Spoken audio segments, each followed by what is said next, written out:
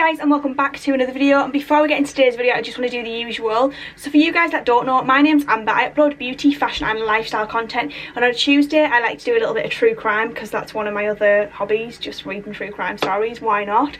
So if you haven't already, please subscribe and come along and join my little family. And if you're already part of the family, then make sure you hit that notification bell just so you're notified of whenever I upload a video. Why not give me a thumbs up and leave me a comment down below? And I'd just like to do a quick little warning before we get into these videos. I do not mean any disrespect to anyone mentioned in this video, and I also just like to mention that obviously these are true crime cases. Sometimes they can be a little bit gruesome and a little bit grisly. They do contain adult references. If that isn't your cup of tea, that's fine. Just click off this video. There's plenty more beauty, fashion and lifestyle content over on my channel. Feel free to go and have a little browse. But anyway, let's get into today's case. So guys, today's case is actually a very interesting and sad case about the murder of Dorothy Stratten. Now for you guys that haven't heard of Dorothy Stratten, she was a Playboy model. She was only very young. She was in her 20s, but she literally just like took the Playboy world by storm basically. So Dorothy Stratten was a Canadian Playboy Playmate model and an actress. She was murdered at the age of 20 by her estranged husband and manager Paul Snider, who died by suicide on the same day. Dorothy Ruth Howe Stratten, known professionally as Dorothy Stratten, was born in Grace Maternity Hospital in Vancouver, British Columbia on February 28th, 1960. She was born to her parents Simon and Nellie Howe Stratten, who had immigrated from the Netherlands in 1961. She also had a brother who was called John Arthur, who was born in 1961, and she also had a younger sister called Louise, who was born in May 1968. So in 1977, Dorothy was actually attending the Centennial High School in Coquitlam, British Columbia. At the same time, she was actually working part-time at a local Dairy Queen, where she met the 26-year-old Vancouver area club promoter and pimp Paul Snider. The two began dating.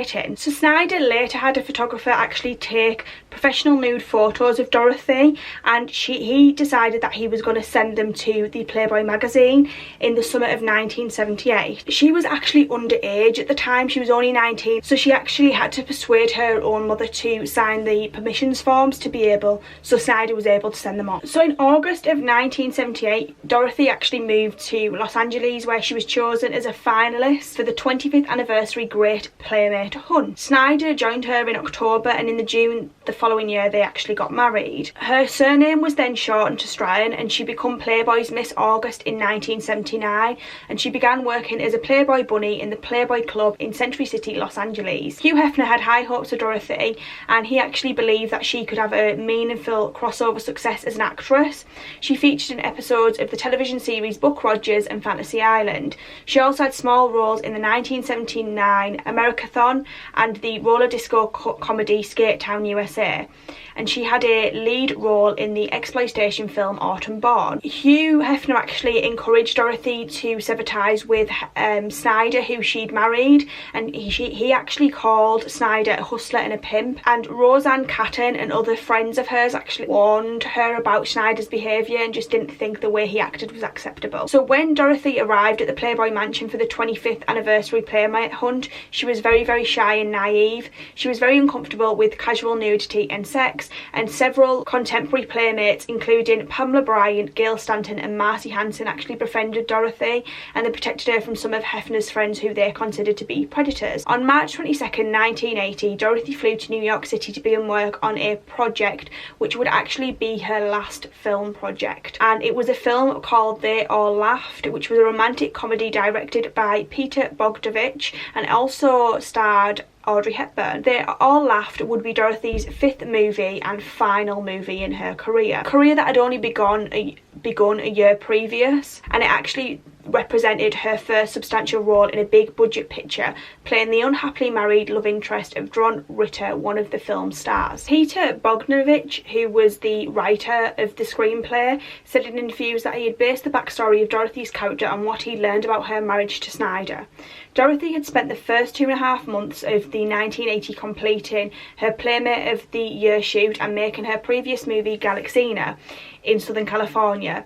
With all her work close to home, Snider assumed the role of his wife's chauffeur as well as her estrades manager and acting coach. But Snider's near constant presence, his criticism, it led to almost daily arguments between him and Dorothy, and it actually caused her a lot of stress, so much so that the co-workers at Playboy and the Galaxina set couldn't help but notice how stressed she was due to how he was acting. As the spring of 1980 approached, Snider insisted on accompanying his wife to New York, but Dorothy at least recognised the problems he could cause while she was making the most important picture of her young career. She also wanted the freedom to pursue a relationship with Peter Bogdanovich, who was the guy who was directing the movie. Dorothy managed to convince Snider to remain in Los Angeles after explaining that the director had decided to close the set to his new film to all but cast an immediate crew, and Dorothy and Bogdanovich actually consummated their affair on the day after her arrival in New York. So in April, Dorothy briefly returned to California to prepare for her upcoming induction as the new Playmate of the Year and follow a publicity tour, but there was several months of filming left to do in New York,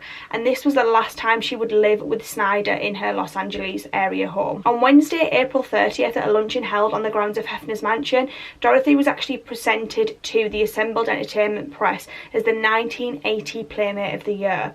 In his introductory remarks, Hefner noted that Dorothy was from Canada and had received over $200,000 in cash and gifts in addition to the title.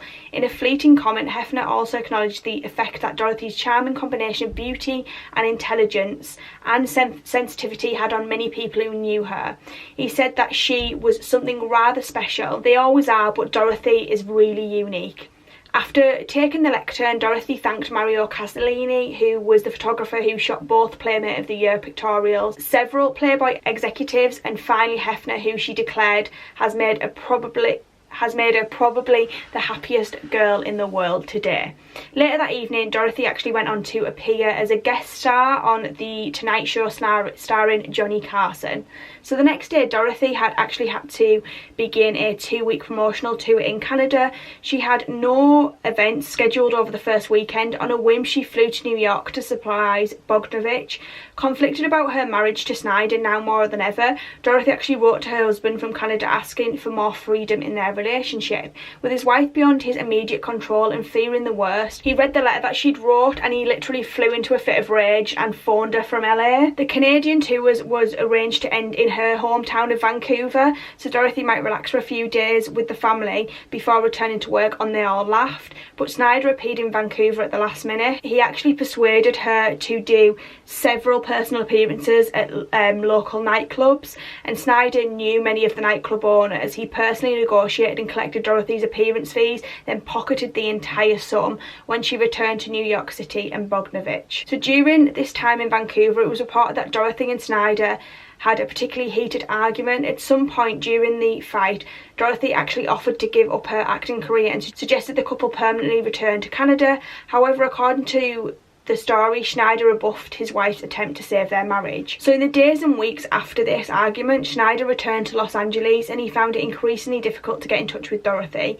Then in the late June, just a few weeks after their first wedding anniversary, Snider received another letter from Dorothy, and it was actually announcing that they were now physically and financially separated. Snider had several responses to the second letter. He actually emptied the couple's joint bank account. He had a brief affair with an old girlfriend, and he was now convinced that Dorothy was having an affair with Bogdanovich, so he hired a private detective to gather evidence on his wife's infidelity. He was a foreign national living in the US without a job or a green card. He was a foreign national living in the US without a green card that would allow him to hold a job, and he had no other source of regular income other than relying on Dorothy. And even now they'd separated, he was still relying on her business manager to pay the monthly household bills.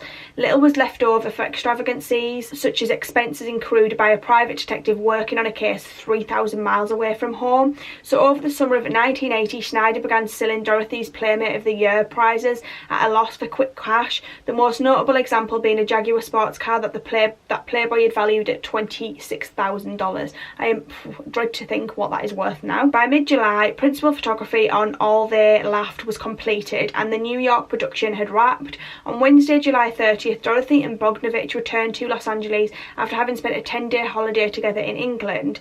Dorothy's official LA residence was now the address of a newly rented Beverly Hills apartment, but in actuality she had quietly moved into Bogdanovich's mansion in Bel Air. So on the night of July 31st, 1980, Snider, by now aware that his estranged wife was actually having an affair with Bogdanovich, and he was also aware that she was back in LA, he actually hid among the shadows just outside the director's estate carrying a borrowed handgun, and he was intending to shoot anyone who appeared at the entrance of the property. But after several hours of inactivity, he grew impatient and left. He drove up to the hills overlooking the city, admitting later to a friend that he had thoughts of suicide. So approximately noon on Friday, August 8th, Dorothy and Snider saw each other for the first time in nearly 3 months at their former house in West Los Angeles. After having already persuaded Dorothy to pose for Playboy, then marry him, he was so confident that he would be able to convince Dorothy that they were going to get back together and everything was going to be alright, but this just wasn't the case. His hopes of reconciliation with Dorothy were quickly shattered when Dorothy actually admitted that she was in love with Bogdanovich and she literally just wanted to finalise their separation. Snider agreed to meet with Dorothy one more time following week to discuss the monetary settlement. He then decided to return the gun back to the person that he'd borrowed it from. After this, he became obsessed with finding a new gun. So on August 9th, the day after meeting Dorothy, Snider and a private detective he'd hired went to a local gun store. After being told that the store couldn't sell him a firearm because he actually had Canadian citizenship, Snider actually asked the detective if he would buy the gun for him and he declined. He was trying to convince the detective that he wanted it for home protection, but the detective was having none of it and just didn't want to buy it for him. So the next day, on August 11th, Snider actually drove out to San Fernando Valley to look at a gun he'd found for sale in a newspaper, but he actually got lost and got very frustrated and just went home because he couldn't find the owner's address. So August 13th, 1980 marked the 2-year anniversary of the day that Dorothy had first arrived in Los Angeles to begin her acting and modelling career. On August 13th, 1980, the day before Dorothy was murdered, Snider bought a used 12-gauge pump-action shotgun from a private seller he'd found in a local classified ad. Later that evening, in a conversation with friends, Snider described how he'd purchased a gun that day and finished his story, cryptically declaring that he was going to take up some hunting. During the same conversation, barely more than 12 hours before the murder, an otherwise jovial Snider casually brought up the subject of the playmates who had unexpectedly died. That's just sick, isn't it? In particular, he spoke about Claudia Jennings, an actress and former Playmate of the Year who had been killed in a car accident the year before. Snider made several morbid remarks to his companions related to the problems at Playboy magazine caused by Jennings' death, including a comment about how the editors would pull nude photos of a dead Playmate from the next issue if there's time. Dorothy arrived for her meeting with Snider at his rented West Los Angeles house at approximately noon on Thursday, August 14th. She spent the morning conferring with her business manager, and one of the topics the pair discussed was the amount of the property settlement the Playmate would offer the estranged husband that afternoon. The police later, when they arrived to the scene, found $1,100 in cash among Dorothy's belongings in the house, which she'd apparently brought for Snider as a down payment. Towards the end of her morning meeting, Dorothy's business manager made a fateful observation that his young client could avoid spending any more time with her husband by handing off the remaining separation and divorce negotiations to a lawyer. But Dorothy replied that the process would go easier if she dealt with Snider personally, explaining that he was being nice about everything, and finally adding that she would like to remain his friend. So Snider's 2 roommates had actually left that morning and the couple were left alone in the house. By all appearances, it looked like Dorothy had spent some time in the living room because they found her purse there lying open. By 8 o'clock that evening, both of the roommates returned home and they saw Dorothy's car parked out to the front and noted that Snider's bedroom door was closed. Now this wasn't unusual. They just assumed that the pair had reconciled and that obviously they were up to private things. So the The roommates just decided to spend several hours watching television in the living room. Snider's private detective actually alerted the roommates, and they entered the bedroom shortly after 11 p.m. that night, and they discovered the bodies of Dorothy and Snider. Each had been killed with a single blast from Snider's shotgun. Both bodies were nude. According to the police timeline, Snider had shot Dorothy that afternoon within an hour of her arrival to the house. Snider then committed suicide approximately 1 hour after the murder. So sometime after midnight in the early morning of August 15th, the private detective telephoned the Playboy mansion and told Hugh Hefner that Dorothy had been murdered. Hefner then called Bogdanovich, and Bogdanovich actually collapsed due to the news and he had to be sedated. Dorothy's mother was told by a RCMP Mountie who went to her house, and Dorothy's body was cremated and the remains interred at the Westwood Village Memorial Park Cemetery in Los Angeles, where the remains of Hugh Hefner are buried along with Marilyn Monroe. His magazine's first centerfold are all interred there as well. In August 1981, 1 year after Dorothy's death and her final film, the romantic comedy They All Laughed, which was written and directed by Bogdanovich, had its US release. It had a disappointing limited run in a handful of theatres in the southwest and upper Midwest and the northeast. So the picture was actually quietly withdrawn from cinemas. He was really upset that the project that would be his only project with Dorothy just didn't reach his expectations. So he was determined to give it another shot, and he wanted it to be seen by a broad audience. So Bogdanovich actually bought the theatrical rights to the picture, and out of his own pocket he paid for the re-release of They All Laughed in nearly a dozen large markets across North America, beginning in the late 1981 and rolling into the following year. Generally favourable reviews and strong attendance in some theatres, Bogdanovich ultimately sank more than $5 million of his entire net worth at the time into the vanity project to properly promote and distribute the movie and rescue Dorothy's film legacy. That's so sweet. I think that's lovely that he did do that for her. But due to this, he actually ended up having to declare bankruptcy in 1984, and he lost his Los Angeles home where him and Dorothy had lived for the last few weeks before her death. In the years since the film was released, it's actually been recognised by filmmakers and critics as Bogdanovich's best picture. And then I just thought this was really interesting. So in December 1988, at age 49, Bogdanovich actually married Dorothy's sister. That's crazy. Louise, who was only 20 years old, and he paid for her private schooling and modelling classes following Dorothy's death. They actually did divorce in 2001 after being married for 13 years. I just thought that was quite interesting to put in there, that he obviously kept in touch with the family. So let me just sum up this case. This case is absolutely horrific because that man was so selfish. It was basically, if you can't have her, no one else can. And I think that Dorothy, I mean, like, she is a very well-known, you know what I mean, like, she has gained a name for herself, but I think she could have been a big star, guys. I really do. And I just think it's so sad that she had her life taken away from her by some selfish man who couldn't have her, so he didn't want anyone else to. I'm not denying that her actions on, you know, cheating on him was wrong, but the relationship was clearly turbulent and there was clearly issues there. I just think it's such a sad case, and I really hope that Dorothy's family now have peace along with Bogdanovich, because that's awful that she was clearly the love of his life. But anyway, guys, I'd love to know what your thoughts and feelings are on this case. Let me know that down below, and I shall see you in the next one. Thanks so much for watching.